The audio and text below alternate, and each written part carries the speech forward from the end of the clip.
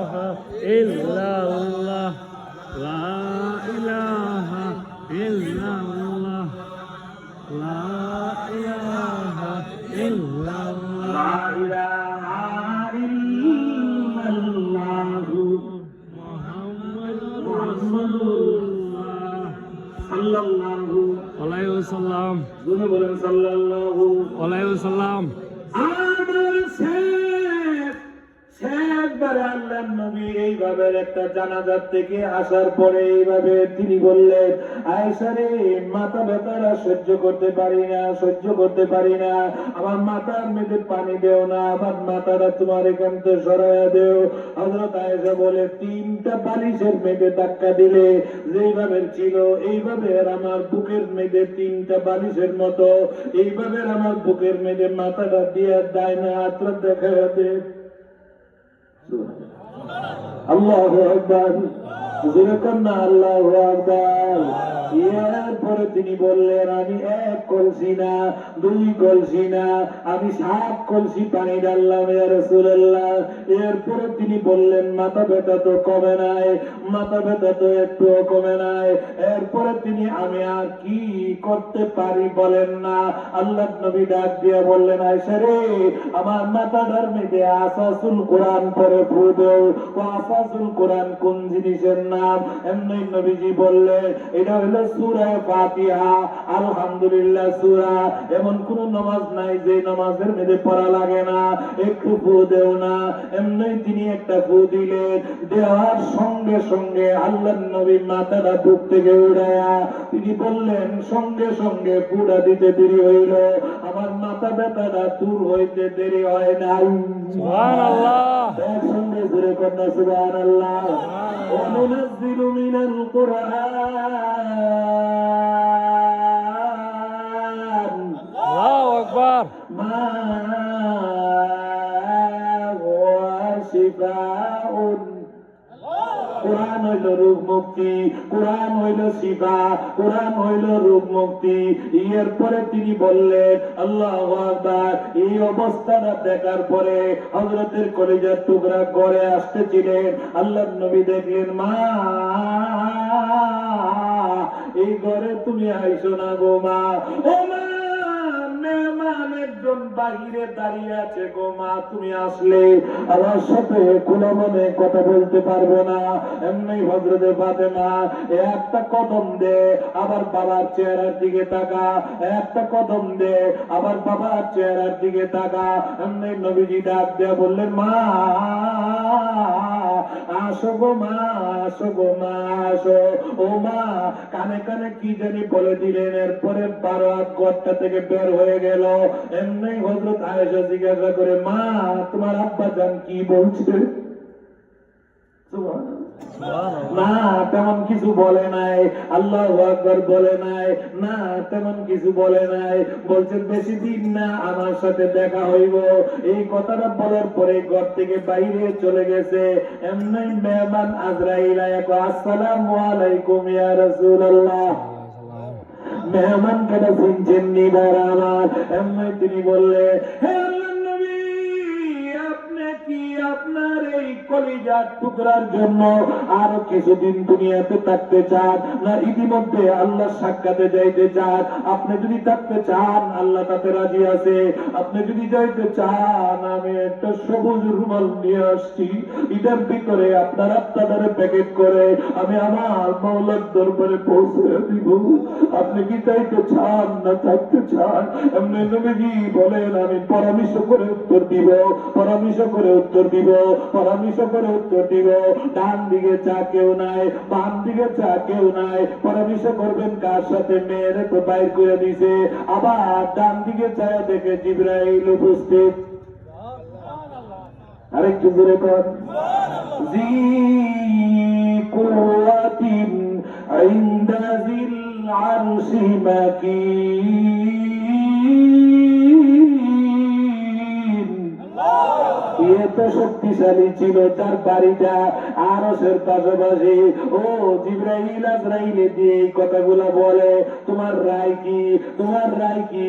এমনি আজরাইলের এই কথা শুননা জিবরাইলে বলল, ওয়ালাল আখিরাতু খায়রুল লাকা মিনাল উলা। এমনি তিনি বললেন, তাইলে আমি আমার শ্রেষ্ঠ বন্ধুর সান্নিধ্যে চলে যাই।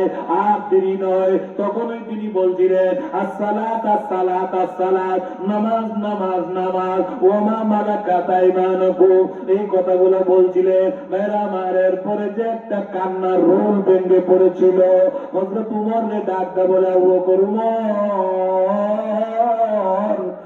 উনি কি চিরস্থায়ী নবীজি? আল্লাহ ছাড়া চিরঞ্জীব পৃথিবীতে আর কেউ নাই। সুবহানাল্লাহ। আপনি হযরত উমর বাহ করে একটা ডাক দিছিলেন, এইখানে যেখানে গিয়ে লাগছে কালো ধোঁয়ার মতো দাগ হয়ে গেছে। বিশ্ব নবী বলেন, এরপরে আর এইভাবে দুনিয়া থেকে বিদায়ের পরে কে ধরে রাখলেন, কে কাপড়ের কাপড় আনলেন, কে পানি দিলেন, কত বালতি পানি দিলেন, কার বাড়ির কুয়ার থেকে পানি আনছিলেন, এইভাবে সব ইমাম বুখারী রাহমাতুল্লাহি আলাইহি কিতাবুল জানায়েজের মেঝে সব লিখে রাখছেন। সুবহানাল্লাহ।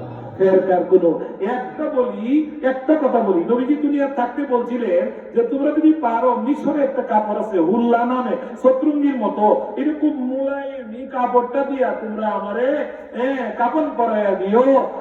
আর না হইলে আল্লাহু আকবার। এইভাবে এক মাস আগে কথা প্রসঙ্গে, এরপরে যখন কাপড় খুলতে চাইছিল, এমনি আওয়াজ এসে সাবধান, কার, সবাই মানে ঘুমাই গেছে গা। আরে সবাই কানের মধ্যে আওয়াজ এসে সাবধান, কার কাপড় খুলো, যার জীবনে কোনোদিন উলঙ্গ হয় নাই, কাপড় পরিধান করে আসছে, কাপড় পরিধান করে আবার উঠবে। এরপরে তিনি কোনোদিন হাতের উপরে কাপড় তুলে নাই। চাষা একদিন লুঙ্গি খুলে ফেলছিল।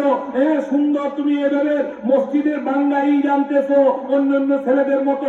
অন্য ছেলেরা লুঙ্গি খুলে দেখছো না, কান্দে দিছে, তুমি দিতে পারো না, মাত্র দিছে এমনি বেউস।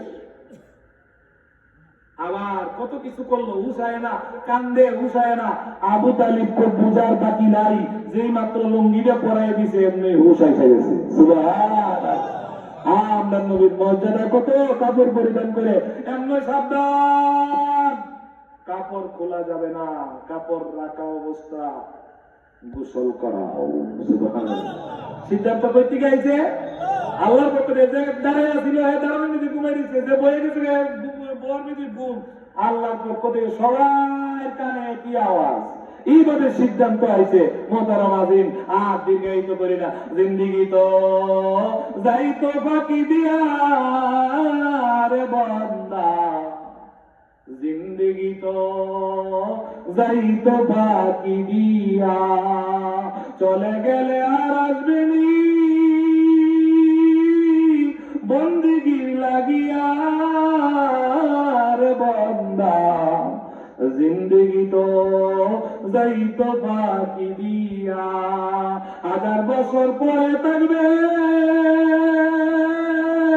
কবর দেশে যাইয়া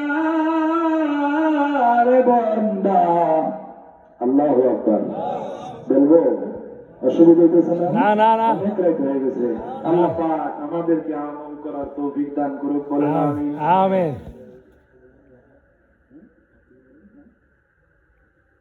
আল্লাহু আকবার, জোরে কোন আল্লাহু আকবার। এত সুন্দর হয়ে বসছেন, একটা লোক ডাইনে বামে দাঁড়ানো নাই, আছে না, নাই। আল্লাহ জুমাদাতের উসিলা নাজাত দিতে পারে না? পারে। আর জোরে কোন পারে? আরে আল্লাহ উসিলা বিচারে। আলহামদুলিল্লাহ, হুজুর কোরআনের মর্যাদা সম্পর্কে এবং নামাজের আলোচনা সম্পর্কে গুরুত্বপূর্ণ আলোচনা আমাদেরকে শুনাইতেছিলেন। আল্লাহ তাআলা আমাদের সকলকে মওত পর্যন্ত কোরআনের মর্যাদা দিয়ে এবং 5 ওয়াক্ত নামাজের পাবন্দির সাথে আমরা যাতে মওত পর্যন্ত থাকতে পারি, আল্লাহ তাআলা আমাদের সকলকে তৌফিক দান করুন। আমিন। আলহামদুলিল্লাহ, আপনারা খুব কষ্ট করে এত লম্বা সময় বসে আছেন, এজন্য আপনাদের সকলের কাছে আমি কৃতজ্ঞতা পেশ করছি এবং আল্লাহ তাআলার কাছে এই কষ্টের উত্তম বদলা এবং উত্তম আল্লাহ তাআলার কাছে উত্তম চাওয়া আমরা আল্লাহ তাআলার কাছে প্রার্থনা করি। এজন্য ভাই, আমরা 3 দিন তাফসীরের উপর মাহফিলের আয়োজন করছি। তো এই 3 দিনের মধ্যে আজকে একদিন চলে গেছে, আগামী আরো 2 দিন আছে। তো আজকে আমরা যেমন ভাবে মজবুতের সাথে বসে আছি, আগামী 2 দিন এর চেয়েও বেশি মজবুতের সাথে বসে থাকার জন্য আমরা আগে থেকেই আমরা এরকম ভাবে নিয়োগ করে আসব। এবং আমাদের বন্ধু বান্ধব যারা আছে, আমাদের পুরা গ্রামের বন্ধু বান্ধব যারা আছে, তাদের সকলকে আমরা সবান্ধবে দাওয়াত করে নিয়ে আসবো, যাতে আমরা আমাদের উলামায়ে কেরামের জবান থেকে মূল্যবান নসিহতগুলো শুনে আমরা উপকৃত হতে পারি। আল্লাহ তাআলা আমাদের সকলকে তৌফিক দান করুন। হুজুর দোয়া করবেন, আমাদের সমস্ত মুর্দিগানের জন্য দোয়া করবেন। আমাদের মধ্যে অনেকে অসুস্থ আছে, আমাদের মা চাষিরা অনেক অসুস্থ আছেন, ভাই ব্রাদার অনেকে অসুস্থ আছেন, সকলের জন্য দোয়া করবেন। এবং আমাদের নাটক গুরুস্থানে যত মুর্দিগান শহীদ আছে প্রত্যেকের জন্য দোয়া করবেন। তামাম দেশ ও জাতির জন্য দোয়া করবেন। আরো 2 দিন উলামায়ে কেরাম আসবেন, তারাও দোয়া করবে। আল্লাহ তাআলা আমাদের সকলকে জাযাকাত দান করুন। প্রবাসী ভাইদের জন্য তো যে আমাদের দেশে বিদেশে প্রবাসে যে যেখানে আছে কামারুজের অবস্থায় প্রত্যেকের কামারুজের বরকত দান করে এবং আল্লাহ তাআলা যাতে উত্তম রিজিকের ব্যবস্থা করে দেয়, আমরা সকলের জন্য দোয়া করব ইনশাআল্লাহ।